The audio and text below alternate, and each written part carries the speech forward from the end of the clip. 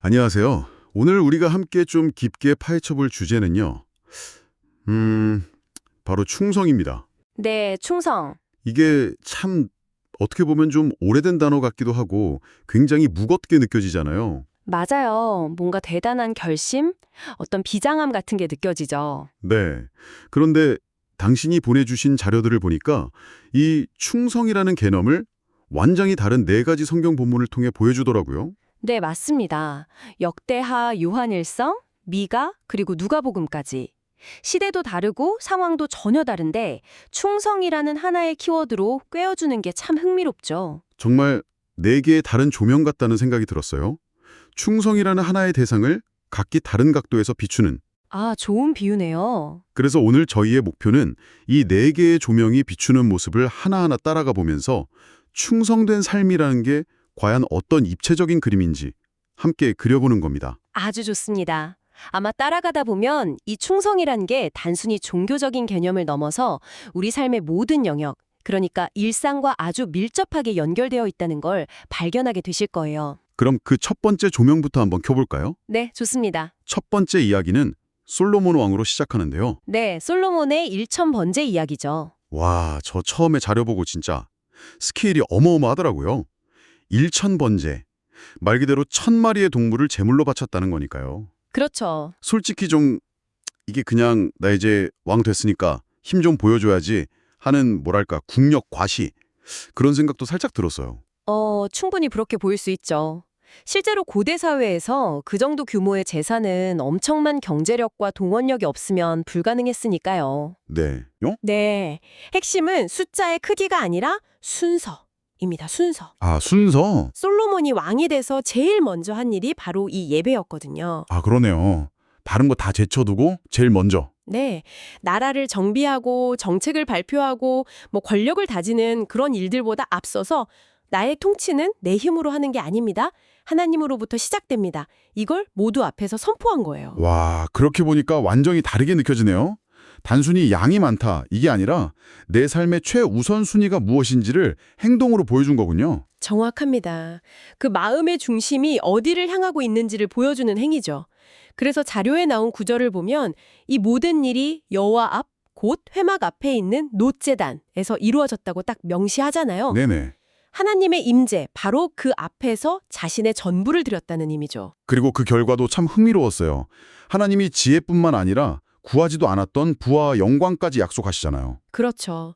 충성이란 게 일방적인 헌신으로 끝나는 게 아니라 하나님의 응답과 축복으로 이어지는 통로가 된다는 걸 보여주는 거죠. 그렇군요. 그럼 첫 번째 원리는 가장 중요한 것을 가장 중요하게 여기는 태도, 바로 예배에서의 충성이라고 정리할 수 있겠네요. 맞습니다. 내 삶의 왕좌에 내가 앉는 게 아니라 하나님을 모시는 것. 그게 모든 충성의 출발점이 셈이죠. 자, 그럼 이렇게 하나님을 향한 수직적인 충성의 기둥이 세워졌다면 이제 자연스럽게 두 번째 기둥으로 넘어가는 것 같아요. 네, 사람들 사이의 수평적인 관계로요. 두 번째 자료인 요한일서는 사귐이라는 단어를 계속해서 사용하더라고요. 네, 코이노니아라고 하죠. 단순한 친목을 넘어서서 삶을 깊이 공유하고 연합하는 관계를 뜻합니다. 그런데 너희로 우리와 사귐이 있게 하려 함이니 이 구절을 보면서 여기서 말하는 충성된 사귐은 구체적으로 뭘까 궁금했어요. 그냥 서로에게 잘해주고 비밀 없이 지내는 게 전부일까요? 요한일서는 아주 강력한 이미지를 사용해서 설명해요. 바로 하나님을 빛이라고 말하죠. 아, 하나님은 빛이시다. 네.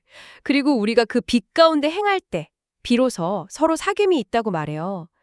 어둠 속에서는 서로의 진짜 모습을 볼 수 없으니 깊은 관계가 불가능한 것처럼요. 솔직히 빛 가운데 행한다는 표현 저는 좀 부담스럽게 느껴질 때가 있거든요. 아, 왜죠? 뭔가 늘 완벽하고 흠없이 도덕적으로 깨끗하게 살아야 할 것 같은 그런 압박감이요. 실수하면 안 될 것 같고. 바로 그 지점이 우리가 흔히 오해하는 부분이에요. 여기서 말하는 빛 가운데 행하는 것은 완벽함을 의미하는 게 아니에요. 오히려 그 반대에 가깝습니다. 반대요? 네. 빛이 환하게 비추면 먼지가 더 잘 보이잖아요. 아, 그렇죠. 그것처럼 빛 가운데로 나아간다는 건 나의 연약함이나 실수, 성경의 표현을 빌리자면 죄를 숨기지 않고 솔직하게 인정하고 드러낼 용기를 갖는 거예요. 아, 숨기는 게 아니라 오히려 드러내는 용기요. 그렇죠. 자료에서도 우리가 죄를 자백하면 하나님이 용서하시고 깨끗하게 하신다고 하잖아요. 이건 인간관계에도 그대로 적용돼요. 완벽한 사람들끼리 모여서 서로를 뽐내는 게 아니라 서로의 불완전함을 솔직하게 내어놓고 또 용서하는 과정 속에서 진짜 사귐이 깊어지는 거죠. 와, 그 설명이 완전히 새로운 관점을 열어주네요. 관계에서의 충성은 완벽함이 아니라 진실함이군요. 맞습니다. 가면을 벗고 서로를 있는 그대로 마주하는 태도, 그것이 두 번째 원리, 관계에서의 충성입니다. 그런데 만약에 이 진실한 관계마저도 기댈 수 없는 상황이 오면 어떡하죠? 어떤 상황을 말씀하시는 걸까요? 사회 전체가 무너지고 가장 가까운 이웃이나 가족조차 믿을 수 없는 그런 절망적인 상황이요. 바로 세 번째 자료인 미가서가 딱 그런 배경을 그리고 있더라고요. 네, 맞아요. 미가 선지자가 활동하던 시대는 정말 총체적 난국이었죠. 지도자들은 부패하고 신뢰는 완전히 파괴된 사회. 그런 상황에서는 충성이라는 단어 자체가 정말 사치처럼 들렸을 것 같아요. 그냥 포기하지 않고 살아남는 것만 해도 대단한 일이었을 텐데요. 그렇죠. 그런데 바로 거기서 미가 선지자의 선언이 정말 강렬하게 터져 나오잖아요. 오직 나는 여호와를 우러러보며 나를 구원하시는 하나님을 바라보나니. 네, 주변의 모든 것이 소망이 될 수 없음을 처절하게 깨달은 사람의 고백이죠. 여기서 중요한 건 오직 나는이라는 표현이에요. 모두가 절망의 늪으로 빠져들어갈 때 나는 다른 선택을 하겠다는 의지적인 결단입니다. 근데 이런 태도가 자칫 현신 도피처럼 들릴 위험은 없을까요? 사회는 썩어가는데 나 혼자 눈 감고 나는 하나님만 볼 거야 라고 하는 게 과연 충성스러운 태도인지. 아주 중요한 질문이에요. 미가의 선언은 현실을 외면하는 게 아닙니다. 오히려 그 누구보다 암담한 현실을 똑똑히 직시하고 있기 때문에 나오는 결단이죠. 아, 현실을 직시하기 때문에. 네, 그는 지금 내 주변 사람들, 사회 시스템, 내 능력, 그 어떤 것도 나를 구원할 수 없다는 걸 처절하게 경험하고 있는 거예요.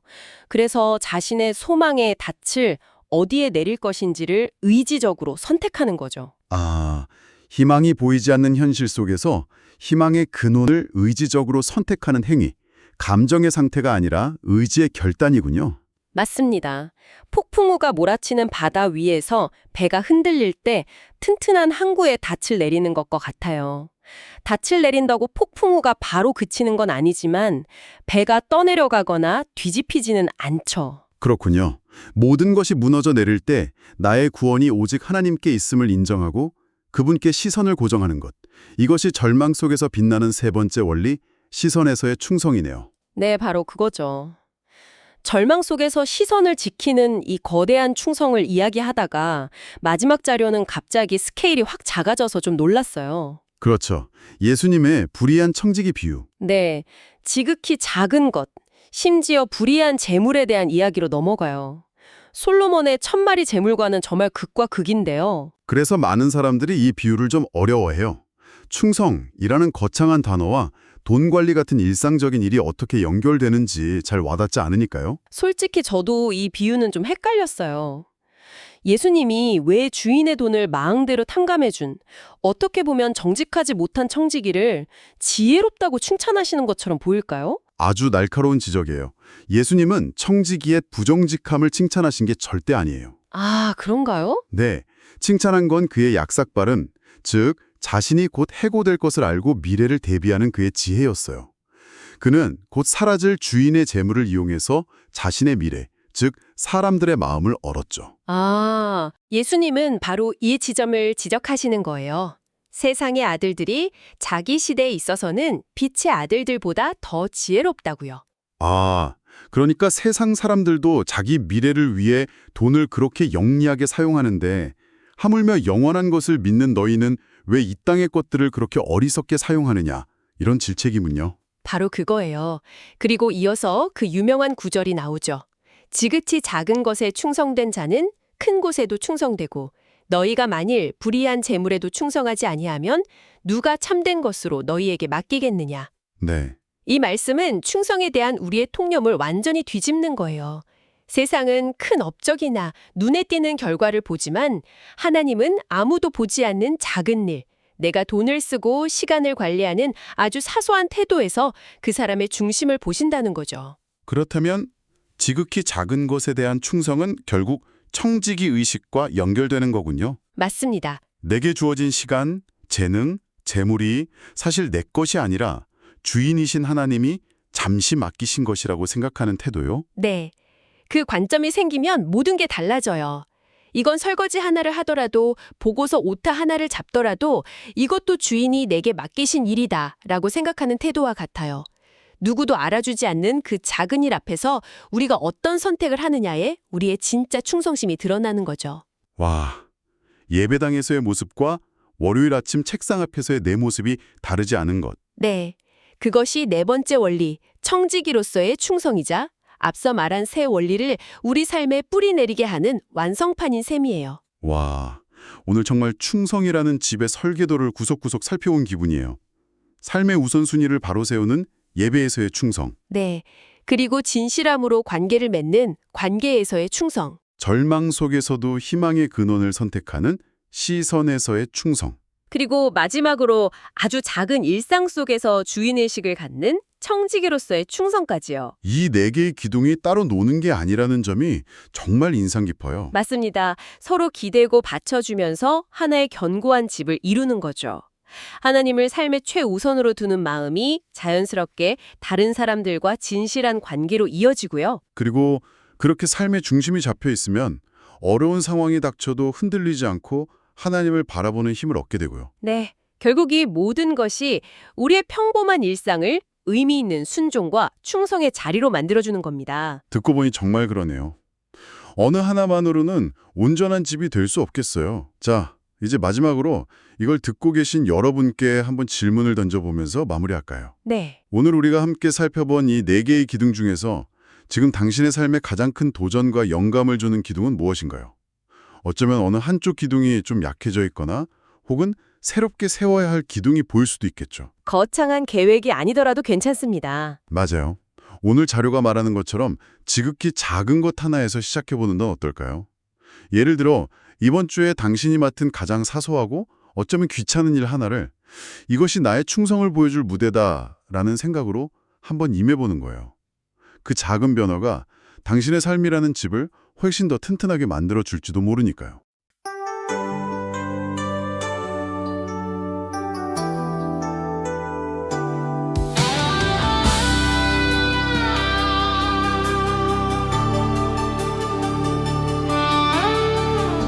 솔로몬 왕이 1000번제를 드리니 주님은 그의 예배를 기뻐하셨네.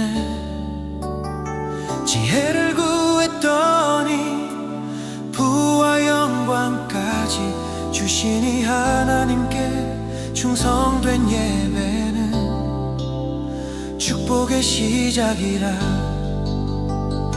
지극히 작은 것에도 충성된 자, 내 삶의 모든 영역 주님께 드려 오직 여호와를 우러러보며 나아가니 하나님께 충성된 성도의 삶을 살리. 예수님의 생명의 말씀 전하는 목적은 아버지와 충성된 자세로 위함이라. 우리가 빛 가운데 행할 때 서로의 연약함 용서하며 사랑하네. 지극히 작은 것에도 충성된 자,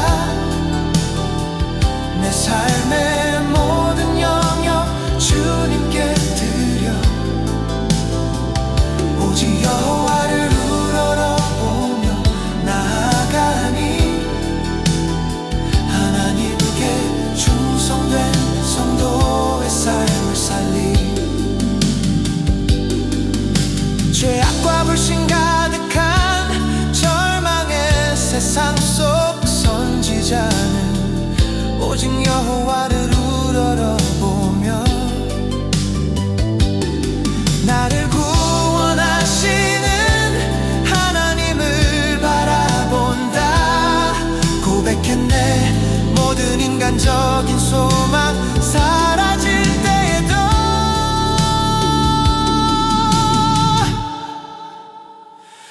예수님은 불의한 재물에도 충성된 자가 참된 것으로 맡김을 얻는다고 말씀하셨네.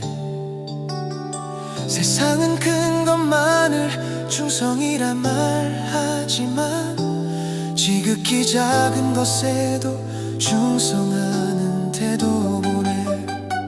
충성된